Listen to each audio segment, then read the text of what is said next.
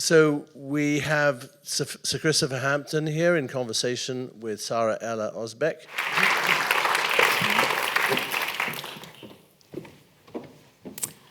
Thank you, everybody. It's so lovely to see some familiar faces back from yesterday and also some new ones.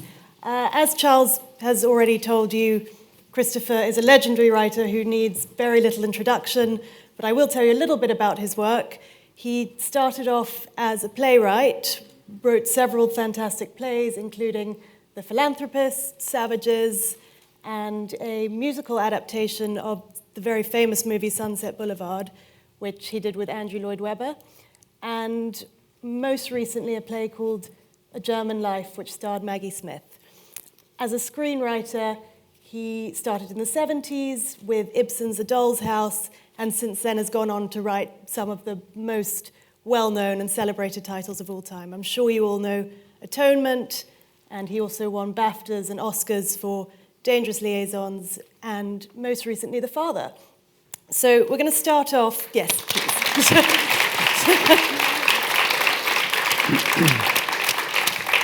We're going to start off by showing you a very famous clip from Dangerous Liaisons, but before we do, I'm sure you'd like to hear from Christopher and not just me. So can I ask you, Christopher, you adapted this first as a play, and you then went on to write it as a movie, and it's of course a very famous French book. What was it about this title that you wanted to adapt? Well, I read the novel when I was about 19, and I was staggered by it. It was rapidly became my favourite novel. It just teaches you so much about life, I'm afraid. I had the idea sometime in the 70s that it might make a good play, but I could not get any theatre to be interested in it because they would read the book reluctantly, and then they would say, well, I don't see how you're going to do this because the two main characters never meet, which is true in the novel because they just write letters to one another. And I said, well, I had it in mind to, arrange it so they do meet. Eventually, I got having had several refusals over a number of years, I had a commission an open commission from the Royal Shakespeare Company. So I thought, well, I'll never get a better opportunity, so I did it, because I'd been wanting to do it for so long. And gave it to them. They were not at all pleased. They demoted it from the Barbican to a kind of tin hut in a car park in Stratford called The Other Place, which was the first of many strokes of luck that we had with the thing, because doing the play in that very, very intimate surrounding with Alan Rickman and Lindsay Duncan and a powerhouse cast. We had Fiona Shaw and Leslie Manville and in the original cast, and Juliet Stevenson. So it's sort of, much to the Royal Shakespeare Company's amazement and slight annoyance, it was very, very successful and moved on eventually to the West End and Broadway and so on. And we sold the film rights. How long was it in between the play and when you eventually, I know it took quite a while to make the film, but what was the time gap between when you started thinking about it as a movie? Oh, I think I had my first conversation about the play in like 76 or something like that. And then I actually wrote it in 84. Okay. And then the film was made in 88. Should we have a look at the clip? Yes, let's have a look at the clip.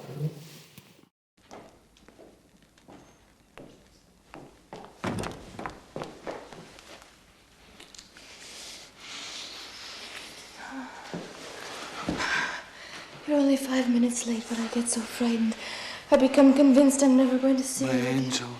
Is it like that for you, too?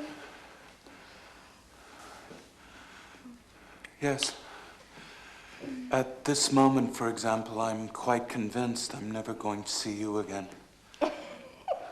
What? I'm so bored, you see. It's beyond my control. What do you mean? Well, after all, it's been 4 months. So what I said, it's beyond my control.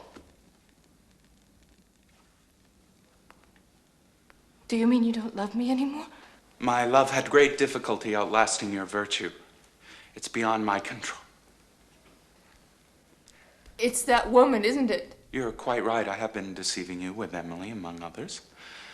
It's beyond my control. Why are you doing this? There's a woman, not Emily, another woman. A woman I adore. And I'm afraid she's insisting that I give you up. It's beyond my control.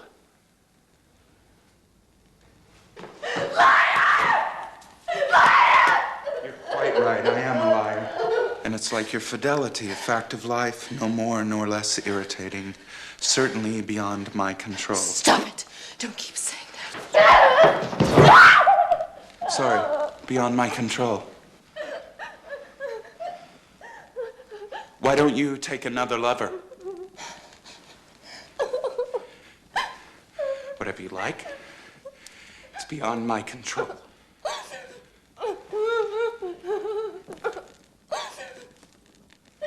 Do you want to kill me? Listen to me. You've given me great pleasure, but I simply cannot bring myself to regret leaving you. It's the way of the world, quite beyond my control.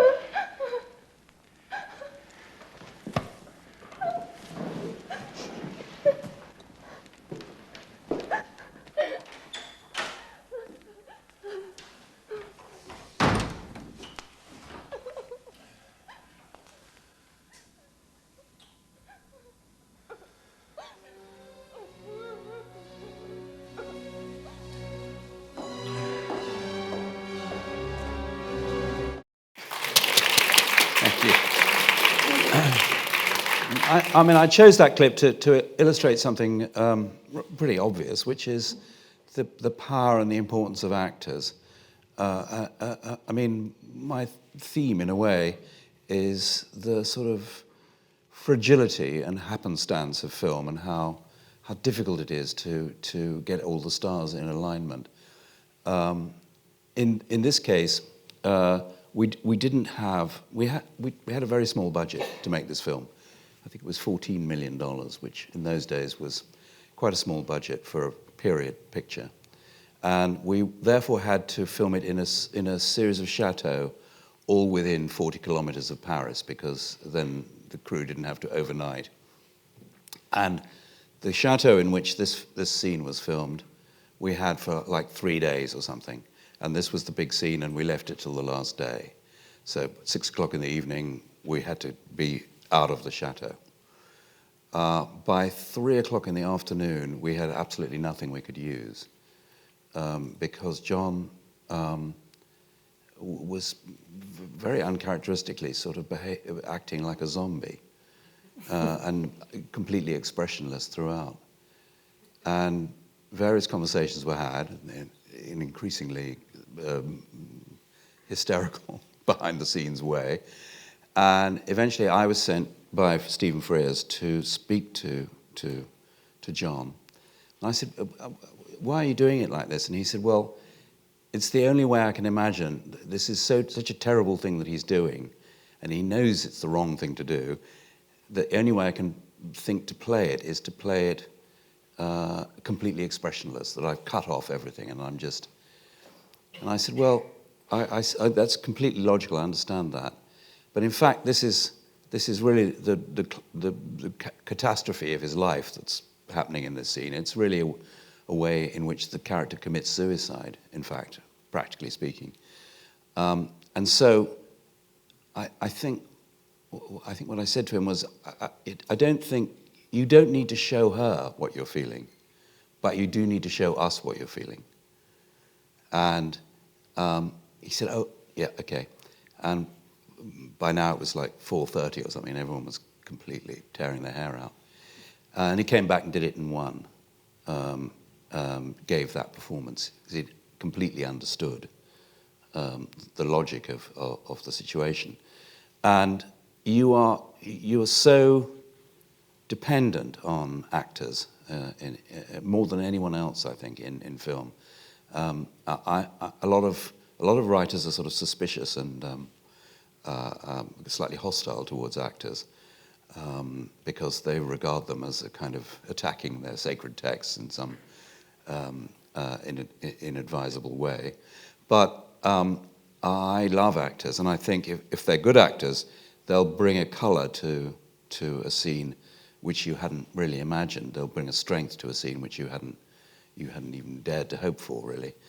And what's interesting about that scene is it also illustrates how different actors just come at the same material in completely different ways. Because when we did it in the theatre, and we had Alan Rickman playing it in the theatre, he played it in. He was totally horrible and cold in that scene, but he somehow conveyed what I've just described, i.e. somehow conveyed the sort of agony of what he was doing, even though he was absolutely brutal in the scene. So it was a completely different, colder way of playing it, really, but equally logical. And that's what you depend on actors for, is bringing all their experience and all their skill to complex subjects, and they've got to do it in a day. They've got to do it in a few minutes, or they've got to deliver it then and there, and that's I find that tremendously impressive. Do you think you're sort of also, as well as relying on the actors, you're somewhat relying on your audience to read between the lines, especially in scenes like that, which is very much about the subtext? And I think that might be something that new writers... How many writers do we have in here today? Got a couple.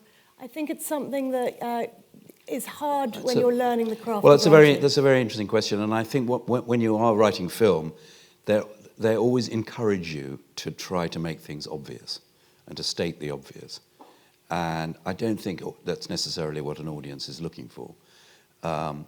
It's just no doubt just a coincidence. It seems an odd thing, but it's a fact that's quite interesting, that the two films that I personally have done best by, i.e. Dangerous Liaison and The Father, in terms of awards and all the rest of it, were two films that were written quite quickly and did not have any kind of studio input at all.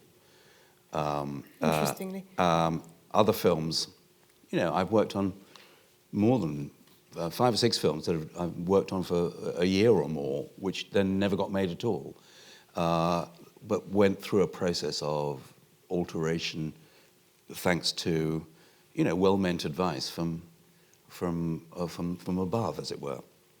The thing is that in order to write a script, you go through a very, very complicated pathway, a series of very, very complex decisions.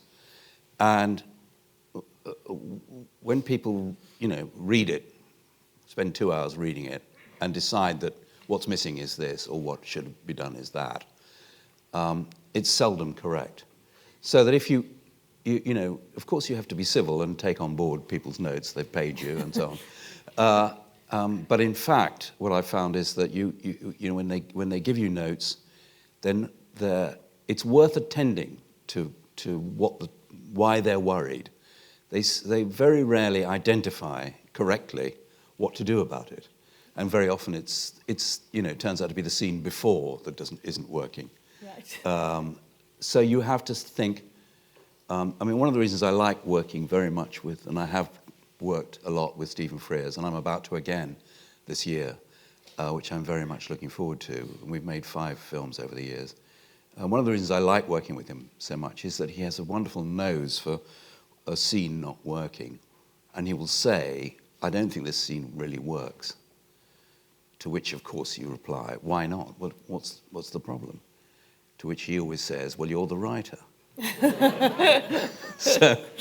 So, and indeed, it comes down to the wire. And he's one of the rare directors who likes to have the writer on set all the time, which I think is really a good thing, because there are all sorts of sudden modifications that occur during the shooting of a scene, and it's useful to have the writer there. And towards the end of Dangerous Liaison, there's a scene where Uma Thurman and Swoosie Kurtz come to visit Michelle Pfeiffer, who's dying in the convent. And Stephen had designed a sort of semicircular tracking shot, which followed the women around and then came to a stop in front of Michelle, who's lying in profile. And he said, I think we need a line. I said, what do you mean? He said, well, the camera does this and it stops. And then we need her to say something. Michelle, say something. I said, well, say what? She said, well, he said, well, you're the writer. he said, you've got 40 minutes. So, in fact, when you see the film, the shot takes place, the women stop, Michelle's in profile, and she says, I'm dying because I didn't believe you. I wouldn't believe you, I think. That's what we came up with. But this is a story just to illustrate how camera movement will often suggest something to the director which needs some kind of modification, and if you're there, you can do it. If you're not there, somebody else does it, and it's, maybe not as good. Speaking of directing, you have directed 3 of your own films, Carrington, Imagining Argentina, and The Secret Agent, which we will have a look at a bit of in a minute. Could you tell us a bit about what it was that made you want to move on to directing as well as writing? I never really wanted to be a director because I enjoyed the relationship with the director very much. Of course, if you don't have a sympathetic relationship with the director, it's pretty painful. And so, obviously, in a long career, that happens sometimes. And there are also, of course, directors who don't want you on. The last thing they want is to have the writer on the set. So you have to negotiate all of that. But I became a director entirely by accident because I'd written a screenplay in the 70s called Carrington. And it had taken, actually from writing the first draft to the release in the cinema was 18 years. But eventually we'd got the money, and Mike Newell was going to direct it. And he cast Jonathan Pryce, and we started to prepare and everything. And suddenly, we were going to shoot in like May or something, and suddenly just before Christmas he rang me up and said, I'm sorry, I can't do the film. And I said, well, we've been years waiting for this chance. And he said, yeah, but he said, I made this little British film. He said, it's going to be an absolute disaster. I need to leave the country and go to America and make a proper movie and restore my reputation. And I just have to. I can't make another little English film. The film that he just made was 4 Weddings and a Funeral. But he didn't know at the time, obviously, what was going to happen with that. So he went off. And then the French producer said to me, would I direct it? And I said, no, I've never really wanted to do that. And the French, one of the producers was French, Philippe Carcassonne, still a good friend. He was the producer of The Father and the Son, in fact, one of the producers of those films. And he rang me up and he said, it's quite usual in France for writers to direct films. Why don't you want to do it? I said, well, I just never, I haven't, okay, I'll think about it. Then the next morning, Emma Thompson rang me up and said, come on, for goodness sake. And so I did, and actually I had a wonderful time, absolutely wonderful time directing it, and a sort of magical, one of those summers that we get very occasionally in this country, and it was delightful to do. It was really, really enjoyable, and then the film went to Cannes and won a couple of prizes. And so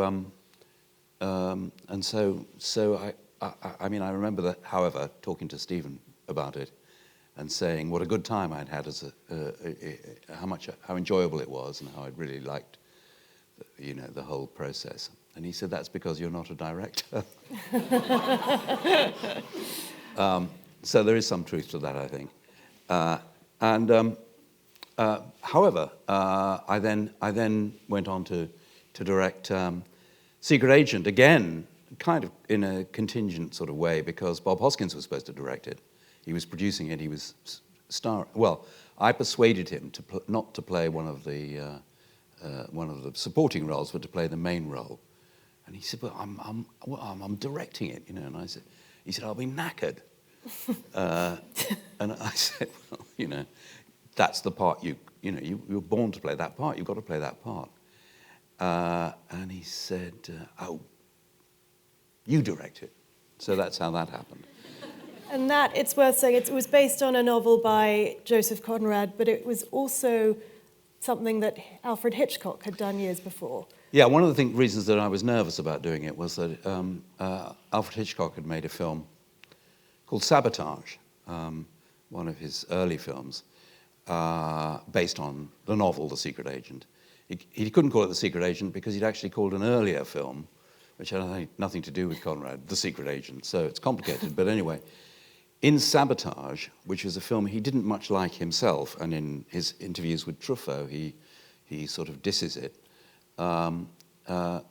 Nevertheless, there's a scene in it, which is towards the end of the film, where, and it's the climax of the novel, where the main character, Winnie Verloc, who's played in my film by Patricia Arquette and in the Hitchcock film by Sylvia Sidney, kills her husband. Well, let's look at it. And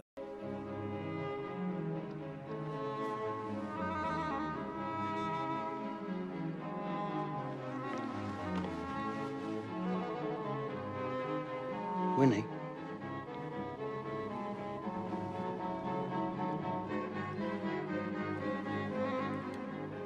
Winnie, Yes. I know what would do you good. Come over here. Come on.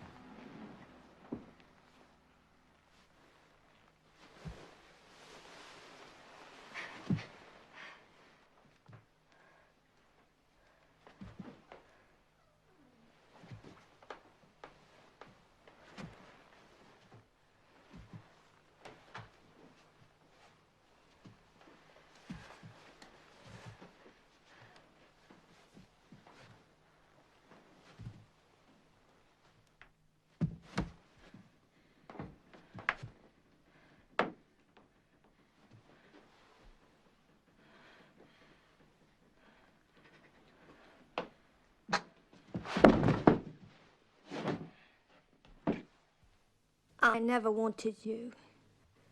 All I ever wanted was somewhere safe for Stevie. What?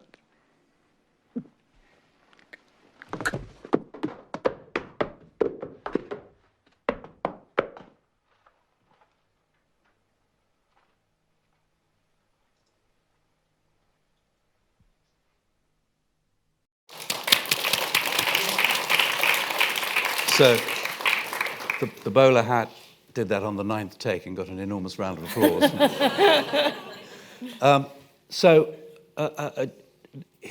Hitchcock had a different agenda on that scene. Just to explain it, the reason she kills him is that, indeed, as she says it there, she married him to protect her very vulnerable, sort of mentally challenged younger brother, and Verloc uses him in in a sort of agent provocateur bomb outrage, which causes the death of the boy. So she kills him because in revenge for her brother.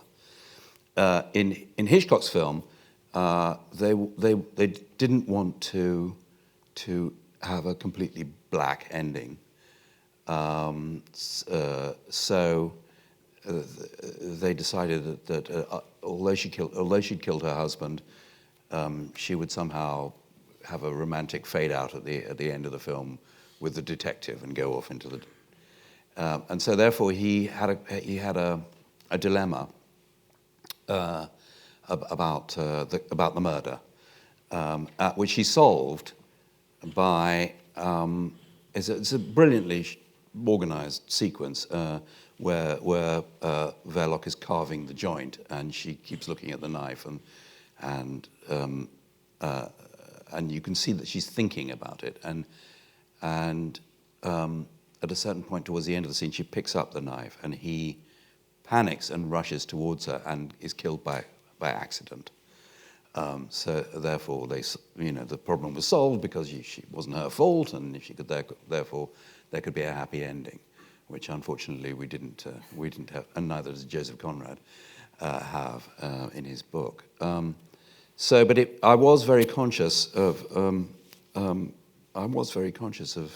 the folly of taking on a subject that had been treated by Hitchcock, and I tried to be as different from the Hitchcock film as I possibly could, and I think succeeded for good or bad. You directed, you adapted another Conrad novel, which was called Nostromo, on which you worked with David Lean, who I'm sure you will know directed Lawrence of Arabia and Dr. Zhivago, Brief Encounters. What was it like working with a director like that, and what did you learn from the process? Well, I'm a huge fan of Joseph Conrad. Joseph Conrad's had a very mixed relationship with the cinema, and a lot of his books have not been successfully translated to. Although famously Apocalypse Now is based on Heart of Darkness, and so that was one that really did succeed. But he wrote an enormous epic novel called Nostromo, set in South America, and David Lean. Legendary figure, called me over to his place in London, where he sat behind an enormous desk. Behind him was the river, through a plate glass window was the River Thames, so it was quite hard to concentrate on, to know where to look.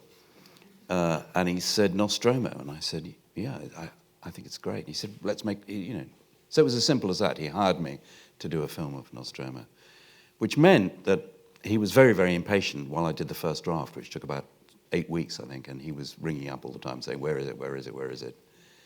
And then when I delivered it, I then worked with him for 9 months, every day. A car would come and take me to Limehouse, and I would work with him from 10 in the morning till at least 6 in the evening. And he was... the film was never made because he dillied and dallied and wouldn't make it under. At a certain point it was all finance, but he didn't like the sort of smell of the finance somehow, so he kind of moved. It wouldn't accept it, and sadly, it was about 6 weeks away. He was in pre-production when he died. Which was would have been 3 or 4 years later, I think. The script has been published by Faber, is it? Yes, yes, it is. Because read. we wanted to, we wanted to sort of perpetuate it in a way and keep it in. But one of the things that I always say is that the year that I worked with David Lean was absolutely vital for me in terms of my life as a screenwriter, because I had done a number of scripts before I worked with him, but I don't think I'd ever done a really good one. And I think that was because I had certain illusions about. One of the illusions was that it was simpler to write a screenplay than to write a stage play. Stage play is very complicated technically and demanding, and has a certain number of very inflexible rules. And I thought writing film would be much, much easier because you had total liberty. And this was a basic misunderstanding because, of course, the more liberty you have, the more careful you have to be to make your own restrictions, your own rules, and stick by them. And Lean's always said, I mean, he started out as being Britain's highest paid editor. He was famous for saving unsalvageable films and making them into, reasonable films for release before he became a director. And his point of view was that the most important thing in a film is the last image of every scene and the first image of the next scene, and that they must always somehow flow into one another in some intelligible way. And he said that a film is a series of chapters, like a novel, that it's 8 or 10 or 12 chapters, and within each chapter there's like a kind of invisible rope between the scenes where you have to take the audience along the rope through that chapter, and the breaking it down, the unit is the cut from one scene to another, and he was so fanatical about this that he employed a storyboard artist, and sometimes he would say, do you think this is a cut or a dissolve?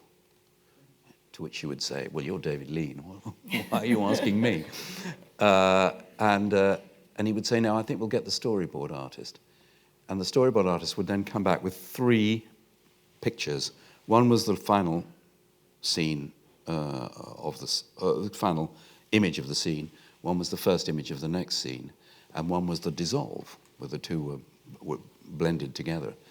And he would look at them, and actually there was a difference. And he would say, well, I think the dissolve would be better, don't you? And you would say, you could see what he meant. And there were sequences in the film.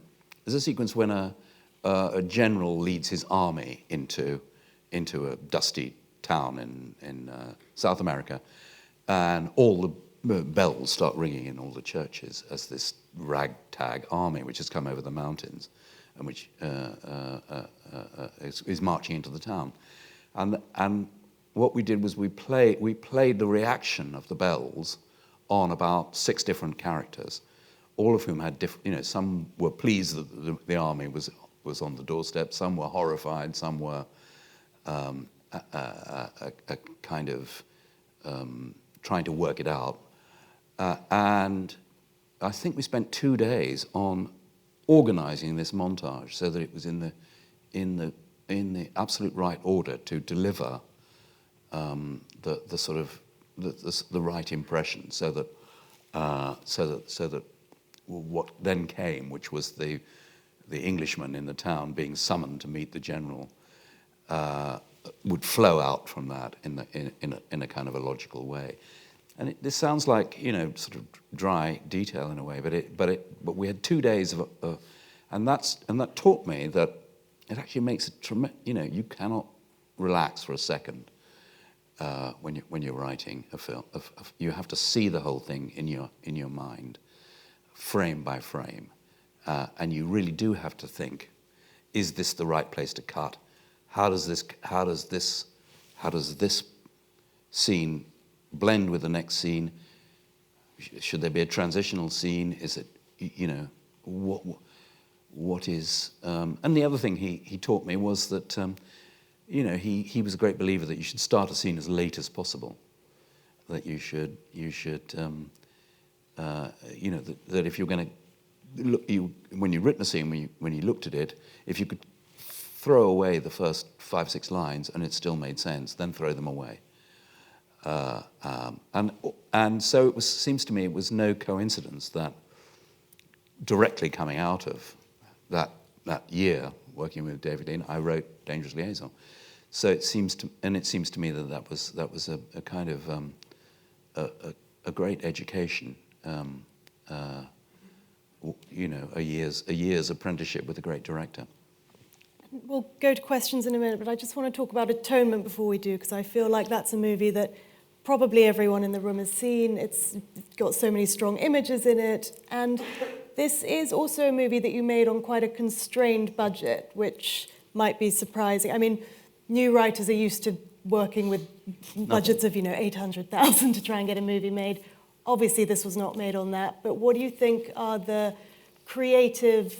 what do you think it does creatively to a writer having to work within a constrained budget? Well, I think it's often very good, and the one film that Stephen Frears and I made, which is called Mary Riley, which had we kept sort of looking at each other because it had a budget of $42 million, and I remember saying to him, "How is it going to cost $42 million? There's 2 people in a house." But 2 very expensive people. But it was the opposite of that is what happened with Atonement, which was a very happy experience with Joe Wright, although he is one of those directors who doesn't want the writer on the set much. What happened with that was that the budget was, I think, $30 million, and right towards the end, they suddenly said, we need to take $5 million out of the budget and make it $25 million.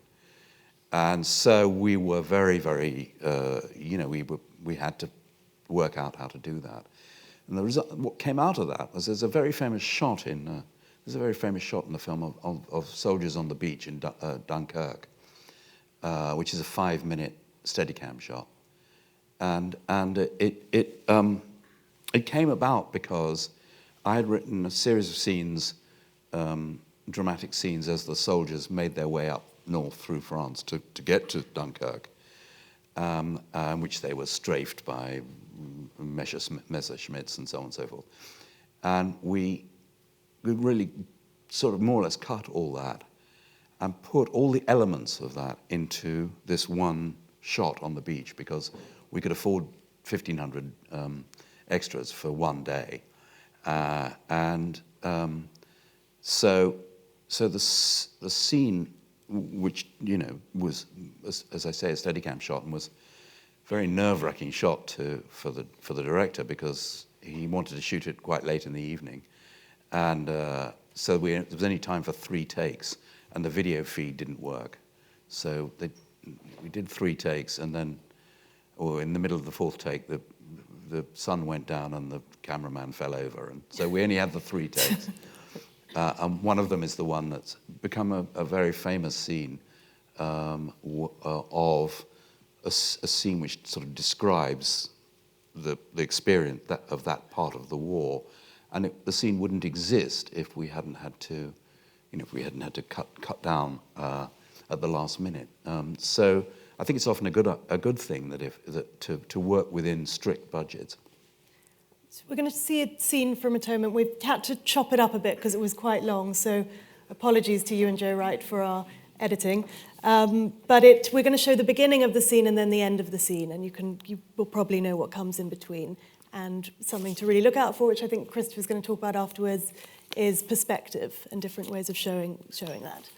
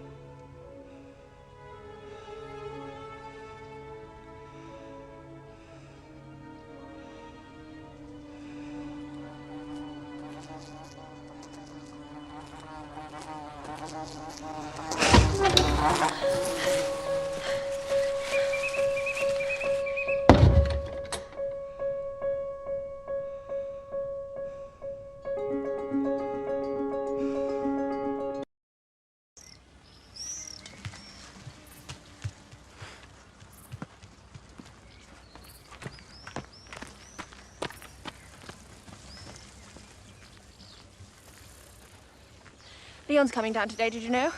I heard a rumour. He's bringing a friend with him. Paul Marshall, the chocolate millionaire. And the flowers for him. Why shouldn't they be? Leon says he's very charming. Mm-hmm. The old man telephoned last night. He says you're planning on being a doctor. I'm thinking about it, yes. In 6 years of student life. How else do you become a doctor? You could get a fellowship now, couldn't you? I don't want to teach. You're first. I said I'd pay your father back. That's not what I meant at all.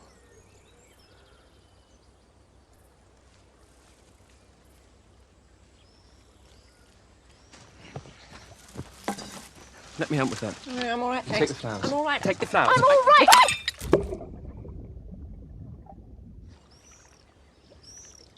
You idiot.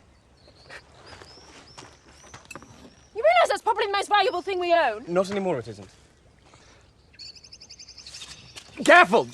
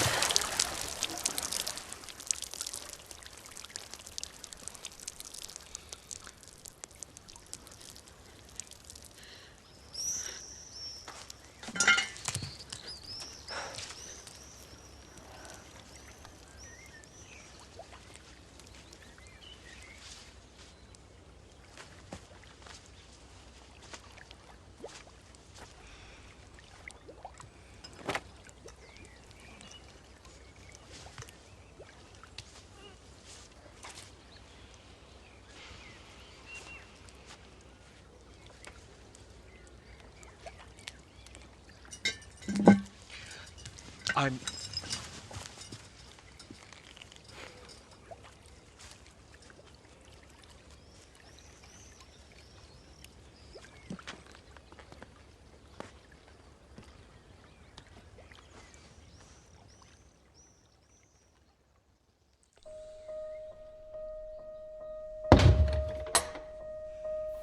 So it's not quite a flashback, this. It's quite an unusual device. Is it something you Yeah, well, invented, would you say? this is I think it's what's called the inciting incident in you know, kind of jargon, film jargon. But it's where the misunderstanding that the little girl that Saoirse Ronan makes when she sees what's happening down below is the thing that motivates the entire plot and actually damages all of their lives irreparably. And so we wanted to tell the audience what really happened and what she saw. And there are various ways of doing that. But actually, eventually, we from Ian McEwan's novel, we discovered that he has a literary technique which is to lay out some facts and then explain it later. And we devised what we call a flash sideways, rather than a flashback, in which you see something that you don't understand, and then you kind of go sideways in time, and it's explained so that the audience understands what the characters don't understand. Drama is always really works very, very well when the audience is in possession of more facts than the characters, in my opinion. And so that was a way of setting up that scene, so that everybody except Saoirse Ronan understood what was going on. Have you seen a flash sideways done in any other films? Well, it's not quite like that, no. And we did it 2 or 3 times. And we also, so this is really to do with unifying a film in its images, which is one of the things I was talking about earlier in connection with David Lean, which is that we decided that there would be a lot of water images all the way through. And indeed, we found, it's not in the book, but we found that during the war, Balham tube station was bombed. And people were sheltering on the platform, and they weren't killed by the effect of the bomb landing. They were killed because the bomb exploded a water main, and they all drowned on the station. So that's what happened, and that's what happens to Keira Knightley in the end. But all the way through, you've had these images of her underwater, and Saoirse actually also there's scenes with her underwater, and there's the Dunkirk scene by the sea, and threads like that, threads of imagery, are very kind of play subconsciously with the audience, and they're very important when they work. Thank you all so much. I hope you'll all stick around to see Charles Finch.